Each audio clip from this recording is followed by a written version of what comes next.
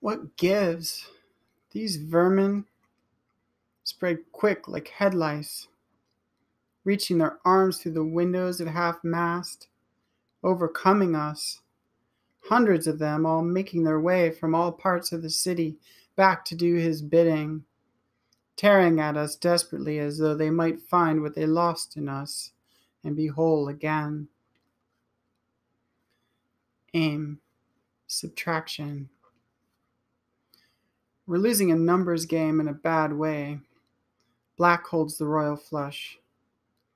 The hollows, they smother us, and I find myself on the floor holding Bless in my arms to keep us from suffocating.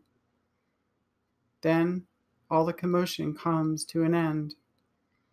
They begin to back away and return to their chores in the house.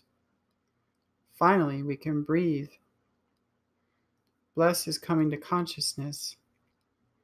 They open a pathway and the Malafide comes forward, resplendent in floral coat, a coven of roses, some spattered with pink, hovering around his limbs and head, darting this way and that, unable to rip him apart.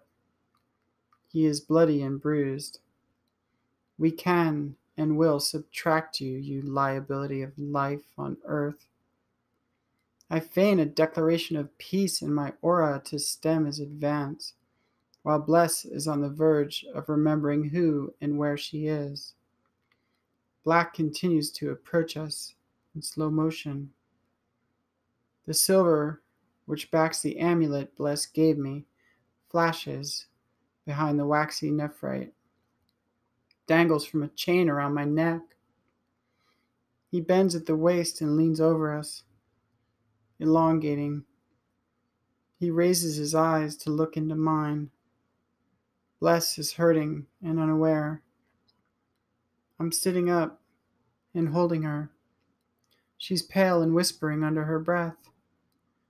Black reaches out as though to caress my face, and I send a thorny stem down his arm to squeeze. He pulls back. The blood vessels pop. His blood runs pink, a bubblegum rinse. My lungs pull hard for oxygen. He opens his mouth, and strange, incongruent words fall out. We have met, my sweet, centuries ago across the sea. I was you, and you were me.